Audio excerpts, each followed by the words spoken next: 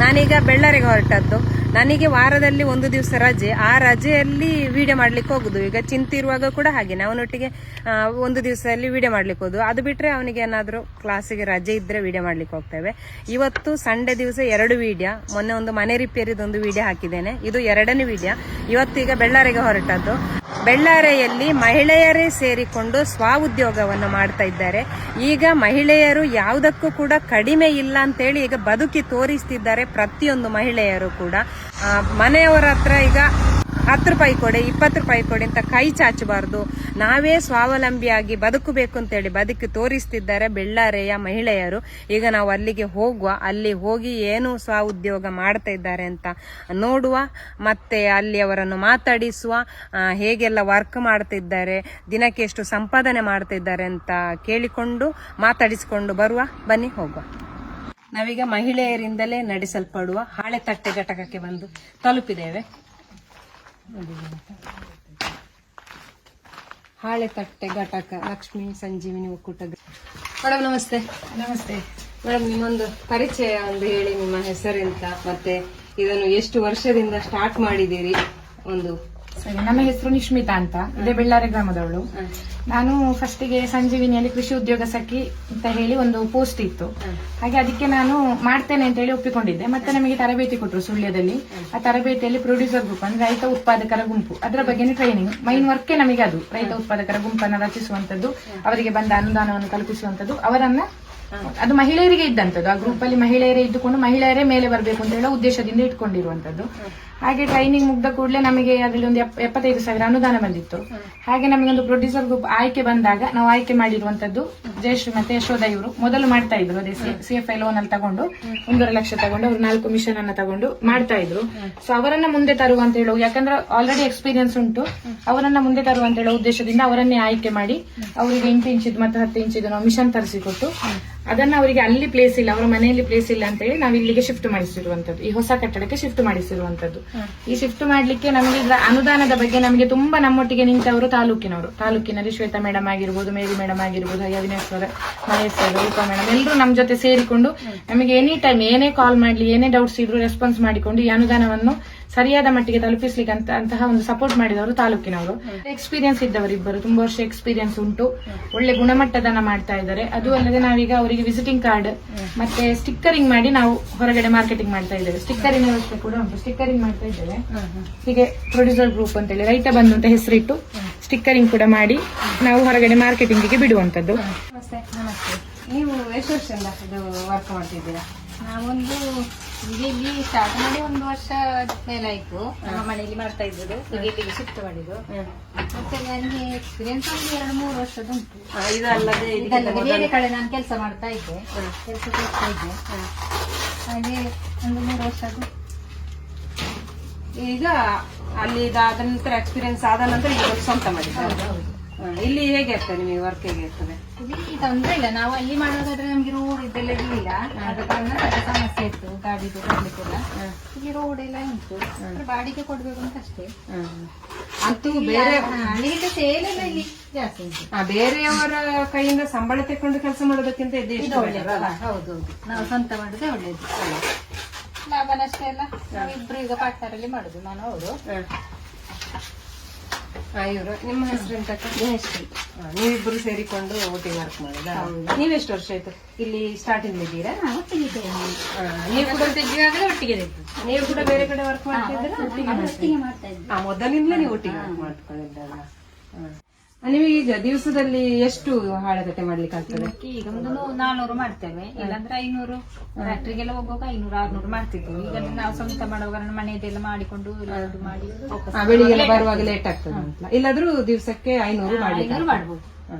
400 ಮಾಡ್ತಾ ಇದ್ದೇವೆ. ಕಂಟಿನ್ಯೂಸ್ 400. ಈಗ ನೀವು ಇಲ್ಲೇ ಪ್ಯಾಕಿಂಗ್ ನೀವೇ ಮಾಡಿಕೊಂಡು ಇದನ್ನು ನೀವು ಮಾಡಿಕೊಂಡು ಆಗುದಿಲ್ಲ. ಆದ ಕಾರಣ ನಾವೇ ಮಾಡ್ಬೇಕು. ಆದ ಕಾರಣ ದಿವಸಕ್ಕೆ 400. ಇಲ್ಲದ್ರೆ ಕಂಟಿನ್ಯೂಸ್ ಅದನ್ನೇ ಮಾಡೋದು 500 600 ತನಕ ಮಾಡ್ಲಿಕ್ಕೆ ಆಗ್ತದೆ. ನಮಗೆ ಅದೆಲ್ಲ ಮಾಡಿ ಕೊಡೋರು, ಒಣಗಿಸೋರು, ಪ್ಯಾಕಿಂಗ್ ಮಾಡೋರೆಲ್ಲ ಇದ್ರೆ ನಾವೇ ಅದು ಇದನ್ನೇ ಮಾಡುದಾದ್ರೆ 600 ಮಾಡ್ತೇವೆ.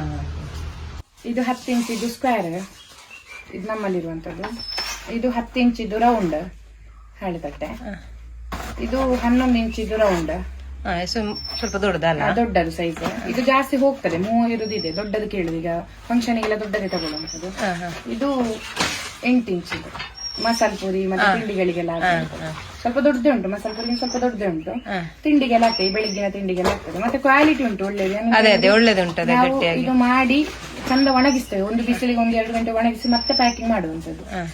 ಡೈರೆಕ್ಟ್ ಆಗಿ ತೆಗೆದು ಪ್ಯಾಕಿಂಗ್ ಮಾಡುದಿಲ್ಲ, ಕ್ಲೀನ್ ಮಾಡಿ ಮತ್ತೆ ಪ್ಯಾಕಿಂಗ್ ಮಾಡುವಂತ, ವಾಶ್ ಮಾಡಿ ಎಲ್ಲ ಮಾಡುವಂತದ್ದು. ಪ್ಯಾಕಿಂಗ್ ಮಾಡಿ ಇದು ಕ್ಲೀನ್. 11 ಇಂಚಿದಕ್ಕೆ 4 ರೂಪಾಯಿಗೆ ಇಟ್ಟಿದ್ದೇವೆ.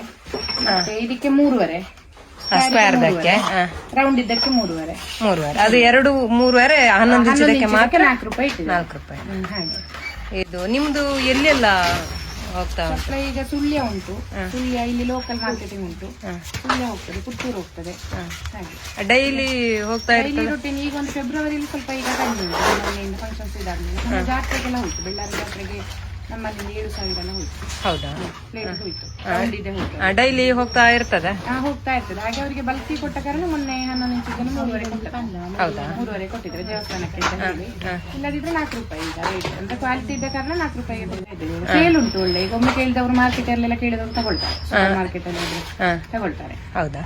ನಿಮಗೆ ಇದು ಹಾಳೆಗೆ ಎಲ್ಲ ಕಷ್ಟ ಆಗುದಿಲ್ಲ? ಹಾಳೆಗೆ ಅಂದ್ರೆ ತಂದು ಹಾಕುವವರಿದ್ದಾರೆ, ಪಿಕಪ್ ಅಲ್ಲಿ. ಈಗ ಲೈನಿಗೆ ಹೋಗುವವರು ತಂದು ಹಾಕ್ತಾರೆ, ಲೋಡ್ ಎಲ್ಲ ತಂದು ಹಾಕ್ತಾರೆ ಇಲ್ಲಿಗೆ. ನೀವು ಆರ್ಡರ್ ಕೊಟ್ಟ ಕೂಡಲೇ ತಂದು ಹಾಕ್ತಾರೆ. 2 ರೂಪಾಯಿ 2.20 ತಗೊಳ್ತಾರೆ ಹಾಳೆಗೆ. ಸ್ವಲ್ಪ ಈಗ ರೇಟ್ ಜಾಸ್ತಿ ಮಾಡಿದ್ದಾರೆ ಲೋಡ್ ತಂದು ಹಾಕುವ ಕಾರಣ. ನಾವೇ ಹೋಗಿ ತಂದ್ರೆ ಕಡಿಮೆಗೆ ಕೊಡ್ತಾರೆ, 1.5 ನಮಗೆ ಟೈಮ್ ಇಲ್ಲ, ಇವರಿಗೆ ಆರ್ಡರ್ ಇರುವ ಕಾರಣ ಟೈಮ್ ಇರುದಿಲ್ಲ. 2 ರೂಪಾಯಿಗೆ ಈಗ ಅವರಿಗೆ ಇಲ್ಲಿಗೆ ತಂದಕ್ಕೆ 2 ರೂಪಾಯಿ ಕೊಡ್ತೇವೆ ನಾವು. ಒಂದು ಹಾಳೆಗೆ 2 ರೂಪಾಯಿ? ಒಂದು ಹಾಳೆಗೆ 2 ರೂಪಾಯಿ. ಹಾಗೆ. ಇದೀಗ ಲೋಡ್ ಎಲ್ಲ ಬಂದು, ಲೋಡ್ ಅಂದ್ರೆ ಹಾಳೆ ನಮ್ಮಲ್ಲಿ ಸ್ಟಾಕ್ ನಾವು ಇಲ್ಲಿ ಇಡ್ತಾ ಇದ್ದೇವೆ. ಇನ್ನು ಮಳೆಗಾಲದಲ್ಲಿ ಒಂದು ವ್ಯವಸ್ಥೆ ಆಗ್ಬೇಕಷ್ಟೇ. ಈಗ ಸದ್ಯಕ್ಕೆ ಬಿಸಿಲಿಗೆ ಇಲ್ಲಿ ಇಡ್ತಾ ಇದ್ದೇವೆ. ನಿಮಗೆ ನೋಡಿ, ಇಂಥ ಹಾಳೆ ಬಂದ್ರೆ, ಇಂಥ ಹಾಳೆಗಳೆಲ್ಲ ಬಂದ್ರೆ ಕ್ಲೀನ್ ಇರ್ತದೆ. ಇದು ಕ್ಲೀನ್, ಇದು ಒಳ್ಳೆ ಇದಾಗ್ತದೆ. ಇದಕ್ಕಿಂತಲೂ ಅಗಲ ಬಂದ್ರೆ ಅದರಲ್ಲಿ 3 ಪ್ಲೇಟ್ ಎಲ್ಲ ಕ್ಲಿಯರ್ ಆಗಿ ಒಂದು ಹಾಳೆಯಲ್ಲಿ 3 ಪ್ಲೇಟ್ ಕ್ಲೀನ್ ಆಗ್ತದೆ ಇದ್ರೆ. ಇದೀಗ ಸ್ವಲ್ಪ ಚಿಕ್ಕದು ಅಂತೂ 2-3. ಅದಕ್ಕೆ ನಾವು ವೇಸ್ಟ್ ಆಗ್ತದೆ. ಈಗ 2 ತೆಗೆದ ಮೇಲೆ ಇಲ್ಲಿ ವೇಸ್ಟ್ ಆಗ್ತದೆ ಅಂತ 8 ಇಂಚಿ ತರಿಸಿದ್ದು. ಆಗ ಇದು 8 ಇಂಚಿದ್ದು ಆಗ್ತದೆ, ಅಲ್ಲಿ ವೇಸ್ಟ್ ಆಗುದಿಲ್ಲ ತುಂಬಾ. ಹಾಳೆಗಳಲ್ಲಿ ಅಡ್ಜಸ್ಟ್ ಆಗ್ತದೆ. ಹಾಳೆ ನೀವು ಹೋಗಿ ನೋಡಿ ತಕೊಂಡು ಬರುದಾ ಅಥವಾ ಕೆಲವೊಂದು ಕಡೆ ನಾವು ಹೊಸತ್ತರಲ್ಲಿ ನೋಡಿ ತಗೊಂಡ್ ಬರ್ತೇವೆ. ಹೊಸೊಬ್ರಾದ್ರೆ, ಹಳೆ ಒಬ್ರು ಮಾಮೂಲಿಯವರಾದ್ರೆ ಕರೆಕ್ಟ್ ತಂದು ಕೊಡ್ತಾರೆ. ಕ್ಲೀನ್ ಇರ್ತದೆ. ಇದೆಂತ ತೋಟದಿಂದ ಕಡ್ದು ಅವ್ರಿಗೆ ತಕೊಂಡು ಬರುದು? ಅವರು ರೆಡಿ ಮಾಡಿ ಇಟ್ಟಿರ್ತಾರೆ, ನಾವು ಅದನ್ನ ಲೋಡ್ ಮಾಡುದು ತರೋದು. ಈಗ ಮನೆಯವರು ರೆಡಿ ಮಾಡಿ ಇಟ್ಟಿರ್ತಾರೆ, ಅದನ್ನ ಲೋಡ್ ಮಾಡಿ ನಾವು ತಗೊಂಡ್ ಬರುವ. ಈಗ ಇದ್ರಲ್ಲಿ ಎಷ್ಟು ಲೋಡ್ ಉಂಟು? ಇದ್ರಲ್ಲಿಯಾ ನಮಗೆ ಅದು ಒಂದು ಲೋಡ್ ಅಲ್ಲಿ ಬರುವಾಗ 1500 ಆ ರೀತಿ. ಇದರಲ್ಲಿ ಈಗ ಒಂದು ಲೋಡ್ ಇಷ್ಟು ಸೇರಿ ಒಂದು ಲೋಡ್ ಇರ್ಬೋದು. ಇಷ್ಟು ಇದೆಲ್ಲ ಸಾಧಾರಣ ಖಾಲಿ ಆಯ್ತು, ಸುಮಾರು ಇತ್ತು. ಮೊನ್ನೆ ಒಂದು 5,000 ಚಿಲ್ಲರೆ ಇತ್ತು. ಈಗ ಸಂಜೆ 1,500 ಬರ್ತದೆ. ಹೌದಾ? ಅದಂದ್ರೆ ನಮಗೆ ಸಂಜೆ ಅಥವಾ ಬೆಳಿಗ್ಗೆ ಮಾತ್ರ ಅದನ್ನು ತರ್ಲಿಕ್ಕೆ ಆಗುದು ವೆಹಿಕಲ್ ಅಲ್ಲಿ ಹಿಡಿಯುವಂತದ್ದು. ಮಧ್ಯಾಹ್ನ ಎಲ್ಲ ಹೋದ್ರೆ ಹಾಳೆ ಹೊಡಿತದೆ, ಕಟ್ಟಬೇಕಲ್ಲ. ಸೊ ಅರ್ಲಿ ಮಾರ್ನಿಂಗ್ ಅಥವಾ ಸಂಜೆ 4 ಗಂಟೆ ಮೇಲೆ ಹಾಗೆ ಹೋಗಿ ತರುವ. ಈಗ ನೀವೀಗ ಹಾಳೆ ತರ್ತೀರಲ್ಲ, ಇದರಲ್ಲಿ ವೇಸ್ಟ್ ಆಗುದಿಲ್ಲ? ವೇಸ್ಟ್ ಆಗ್ತದೆ.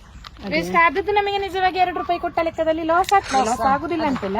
ಕೆಲವೊಂದು ಕಡೆ ಲಾಭ ಬರ್ತದೆ, ಕೆಲವೊಂದ್ಸಲ ಲಾಸ್ ಆಗ್ತದೆ. ಎರಡನ್ನೂ ಸಮತೋಲನವಾಗಿ ತಗೊಂಡು ಬಿಸ್ನೆಸ್ ಮಾಡುವಂತದ್ದು. ಈಗ ಇದು ಎಲ್ಲ ವೇಸ್ಟ್? ಹೌದು. ಇದು ಅಂತ ಹೇಳಿದ್ರೆ ಹಾಳೆ ಎಲ್ಲ ಮಾಡಿ ಉಳಿದಿರುವಂತಹ ವೇಸ್ಟ್ ಅಂತ ಹೇಳಲಿಕ್ಕೆ ಆಗುದಿಲ್ಲ. ಇದನ್ನ ತುಂಬಾ ಯೂಸ್ ಉಂಟು. ಎಂತ ಅಂತ ಹೇಳಿದ್ರೆ, ಒಂದು ದನಗಳಿಗೆ ಫುಡ್ ಆಗಿ ಯೂಸ್ ಮಾಡ್ತಾರೆ. ಇದನ್ನ ದನಗಳಿಗೆ ಹುಡಿ ಮಾಡಿ ಹಾಕಿದ್ರು ಅಥವಾ ಹಾಗೆ ಹಾಕಿದ್ರು ಹಾಲು ಜಾಸ್ತಿ ಆಗ್ತದೆ ಒಂದು. ಅಥವಾ ತೋಟಗಳಿಗೆ ಗೊಬ್ಬರವಾಗಿ ಕೂಡ ಬುಡಗಳಿಗೆ ಹಾಕ್ಬೋದು. ಇದನ್ನ ಆಲ್ರೆಡಿ ಕೇಳಿದ್ದಾರೆ ಒಬ್ರು, ನಮ್ಮ ದನಿಗಳೇ ಕೇಳಿದ್ದಾರೆ, ಅವರಿಗೆ ತೋಟಕ್ಕೆ ಬೇಕು ಅಂತ ಹೇಳಿ ಕೇಳಿದ್ದಾರೆ.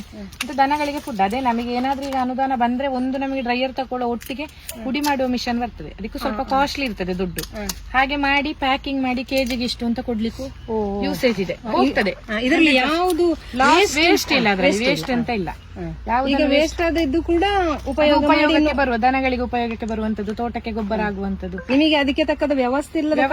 ಹೌದು, ಈಗ ಕೊಡ್ತಾ ಇದ್ದೇವೆ. ಇನ್ನು ನೆಕ್ಸ್ಟ್ ಅನ್ನೋದು ಅದೇ, ಒಂದು ಡ್ರೈಯರ್ ಮಳೆಗಾಲಕ್ಕೆ, ಇನ್ನೊಂದು ಹುಡಿ ಮಾಡಿ ಪ್ಯಾಕಿಂಗ್ ಮಾಡಿ ನೀಟಾಗಿ ಪ್ಯಾಕಿಂಗ್ ಮಾಡಿ ಕೆಜಿಗೆ ಇಷ್ಟು ಅಂತ ಹೇಳಿ ಕೊಡುವಂತದ್ದು. ಅದು ಕೂಡ ಒಳ್ಳೆ ಇದಿದೆ. ಆಗ ನಿಮಗೆ ಅದರಲ್ಲಿ ವೇಸ್ಟ್ ಆದ್ರೂ ಕೂಡ ಇದರಲ್ಲಿ ಬರ್ತದೆ, ಭರಿಸುವಂತಹ ಒಂದು ಇದು. ನೋಡಿದ್ರಲ್ವಾ ಫ್ರೆಂಡ್ಸ್, ಈಗ ಮಹಿಳೆಯರು ಕೂಡ ಯಾವುದಕ್ಕೂ ಕಡಿಮೆ ಇಲ್ಲ ಅಂತ ಹೇಳುವುದನ್ನು ಬದುಕಿ ತೋರಿಸ್ತಿದ್ದಾರೆ. ಸ್ವಂತ ಉದ್ಯೋಗದಿಂದ ಬದುಕಿ ತೋರಿಸ್ತಾ ಇದ್ದಾರೆ. ಪ್ರತಿಯೊಬ್ಬರು ಕೂಡ ಇವರನ್ನು ನೋಡಿಕೊಂಡು ಪ್ರತಿಯೊಬ್ಬರಿಗೂ ಕೂಡ ಇದು ಪ್ರಚೋದನೆ ಆಗ್ಬೇಕು ಅಂತ ಹೇಳುವ ಉದ್ದೇಶದಿಂದ ನಾವು ಕೂಡ ಈ ವಿಡಿಯೋವನ್ನು ಮಾಡಿದ್ದೇವೆ. ಈ ವಿಡಿಯೋ ನಿಮಗೆ ಇಷ್ಟವಾದ್ರೆ ಲೈಕ್ ಮಾಡಿ, ಶೇರ್ ಮಾಡಿ, ಮತ್ತೆ ಸಪೋರ್ಟ್ ಮಾಡಿ. ನಾವು ಅವರ ನಂಬರ್ ಅನ್ನು ಹಾಕಿರ್ತೇವೆ. ನಿಮಗೆ ಏನಾದ್ರೂ ಹಾಳೆ ತಟ್ಟೆ ಬೇಕು ಅಂತ ಹೇಳಿದ್ರೆ ನೀವು ಅವರ ನಂಬರಿಗೆ ಕಾಂಟ್ಯಾಕ್ಟ್ ಕಾಂಟ್ಯಾಕ್ಟ್ ಮಾಡಬಹುದು. ಅತಿ ಕಡಿಮೆ ರೀತಿಯಲ್ಲಿ ಒಳ್ಳೆ ಗುಣಮಟ್ಟದ ಹಾಳೆ ತಟ್ಟೆಯನ್ನು ಇವರು ಮಾಡಿ ಕೊಡ್ತಾ ಇದ್ದಾರೆ. ಕಾಲ್ ಮಾಡಿ, ಕಾಂಟ್ಯಾಕ್ಟ್ ಮಾಡಿ. Thank you.